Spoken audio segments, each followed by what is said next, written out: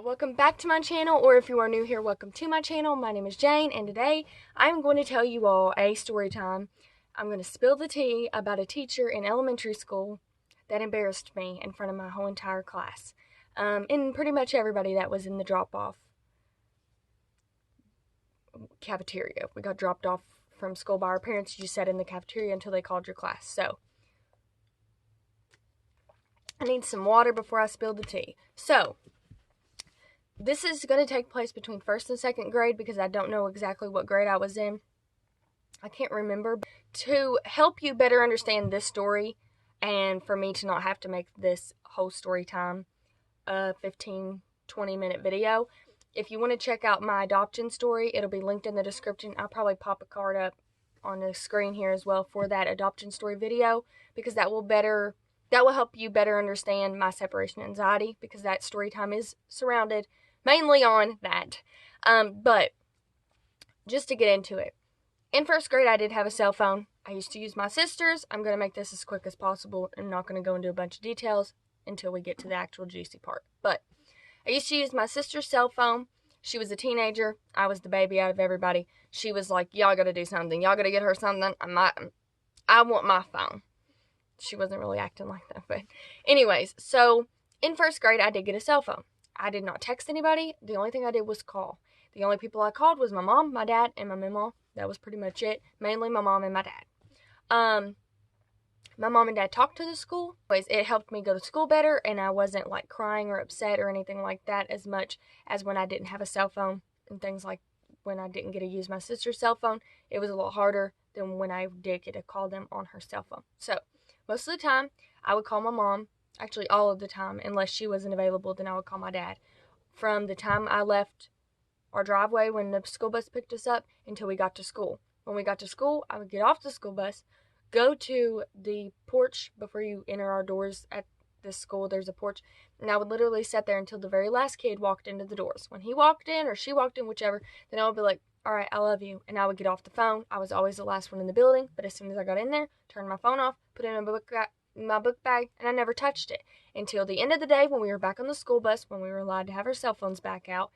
But all the way to school until I had to go in, it was like 20-30 minutes. But it helped me go to school.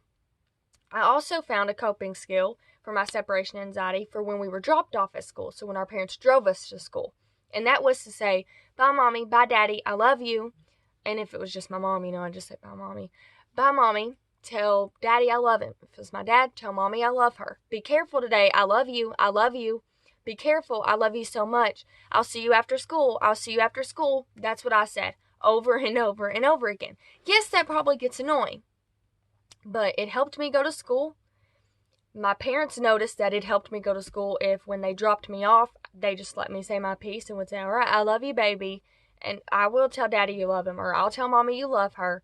I'll see you after school. And then after I said my piece, which literally I didn't say it like for 5 minutes long. It literally probably lasted about 30 seconds. They would reply after I said my whole spiel, pretty much. So at our school, there was 2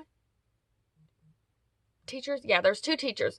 There's 2 doors you're dropped off and picked up from. If your parents drop you off at school, they pick you up at the end of the day. There was a door here. And if you just drove around the corner and went here, there was doors here. We, most of the time, got dropped off and picked up at this door. So, this specific day, we're dropped off at this door, the last door before you go on to the main road. We were dropped off at that door. I said my piece. I go and, like I said, with the drop-off was in the cafeteria and pickups. So, I go and sit down in the cafeteria. We're just going to call this teacher Mrs. Teacher because I can't think of a name. But Mrs. Teacher stood at this door. And then other teachers stood at this door. There was one teacher here and one teacher at this door to help open the door for kids to come in. Anyways, this specific teacher at this door, Mrs. Teacher, decides to look at me. And obviously, this is kind of like a moment for me now. But imagine you're in, let's say 2nd grade, because I think I was in 2nd grade. You're in 2nd grade. You're sitting at a table with fellow classmates of yours that were also just dropped off by their parents. It's already embarrassing enough that your coping mechanism is literally you saying the same things over and over and over, but you deal with it. You're glad that no one really asked you about it that's in your class, But it is kind of embarrassing. But you do it because it helps you go to school better and not be so stressed and worried about your parents all the time. When I didn't call my mom or my dad when I was until like the very last minute to go through the doors at school, talk to them on the school bus, if I didn't talk to my mom and my dad, or do my whole spiel at drop off and all that, I could not go to school without thinking, what if my mom and dad wreck and die? I'd never told them I loved them enough. What if they die right now? I never said anything. What if they're in a wreck and no one tells me and I'm trapped in this school? So, as you can imagine, finding a coping mechanism that didn't make me think about that didn't make me think about that as much as I did, that didn't make me worry about them because I knew I said my piece. I said how much I loved them and cared about them. That brought down my stress levels a lot. It was like my coping mechanism, you know? And I'm in second grade. I was blessed, like I said, that no one really made fun of me. They were just more curious and everything on why. Me and my parents found a coping skill that helped me go to school better, helped me focus better, helped me get good grades. It just worked. And I go, anyways, I'm dropped off. I go to sit down at the table in the cafeteria. And this Mrs. Teacher, this light is killing me, but Mrs. Teacher decides to come and tell me that, okay, sorry, I accidentally turned the light off there and made it flicker, but I fixed it. Anyways, Mrs. Teacher decides to look at me, and she goes, bye, Mommy, bye, Daddy, bye, Mommy, bye, Daddy, I love you, bye, Mommy, bye, Daddy, I love you, be careful, I love you, making fun of me, right? At this point, I'm just like, try not to cry, because I'm very, very freaking embarrassed, because I'm here with my other classmates waiting for our class to be called so we can start school, and I just had a freaking teacher come up to me and make fun of me, and my classmates are just sitting there like, what's going on? What?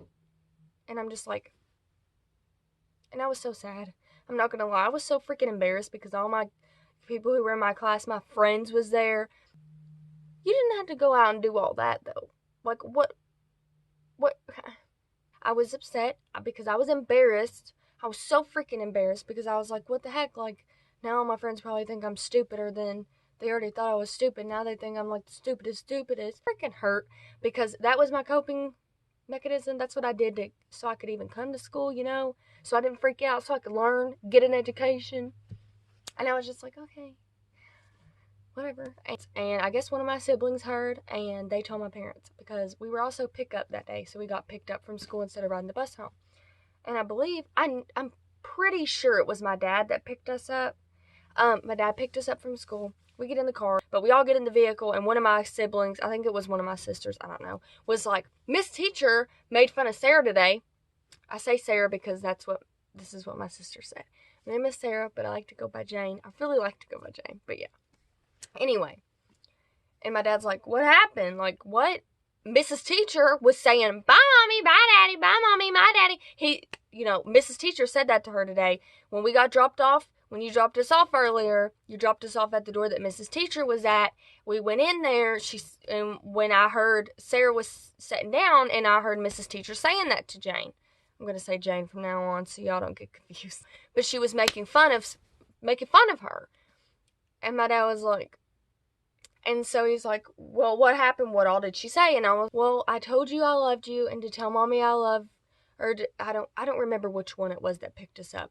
But I was like, I said what I always say, or dropped us off that day. I'm sorry. I can't remember which one specifically dropped us off, but I know my dad picked us up. I'm pretty sure he did. But I said, I told y'all like I always do, I loved you, and to be careful, and I loved you. And I said, she just made fun of me for that, and she was making faces and was like, bye, Mommy, bye, Daddy, I love you. And I'm heartbroken.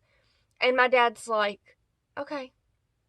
And I'm just like, okay. And we get home, and I remember my dad told my mom, and my mom was like, what happened? And I explained it to her. My mom and my dad got fired up about that because they knew it was how it made it easier for me to go to school. It made it to where I actually wanted to go. Not really wanted, but it made it easier for me to walk through the doors and not chase them out into the main road. And it helped me a lot. My mom and dad went down to I was going to say to the station. They didn't go down. They went down to the school. And I don't know exactly what was said, but I know that my mom and dad told me they were going to take care of it and that they talked to the principal. and explained to her what had happened, and she said she was going to take care of it and figure it out and let her know that that's not acceptable. Mrs. Teacher can't do that no more. And pretty much she never ever talked to me again. My dad and mom were very, very courageous because I was in second grade and I was like, wow, they stood up to the bully, because I was just going to leave it alone. This is a teacher that's bullying me. I just can't do anything about it. And they literally just went down to the principal and explained what happened, and just she said she was going to take care of it. And pretty much after the principal said that, nothing ever happened to me again with that. I never had any more issues with that. I went on into middle school. No one made fun of me, and I still talked on the phone with my mother until 8th grade. The first day of 8th grade was the first day that I didn't have to call them, and that's when I stopped calling them before I went to school. Broke my heart and broke my mom's too, because I was weird. Like, I felt weird about it, but I knew I was going to get bullied if I didn't stop, so I stopped. But that's a story time about how a teacher bullied me and decided to make fun of me. I love you all so very much. I hope you all enjoyed this story time. I know it was the story was actually kind of short, but I don't have a lot of story times. And yeah, but I love you all so very much, and I'll see you all in my next video. Bye, guys.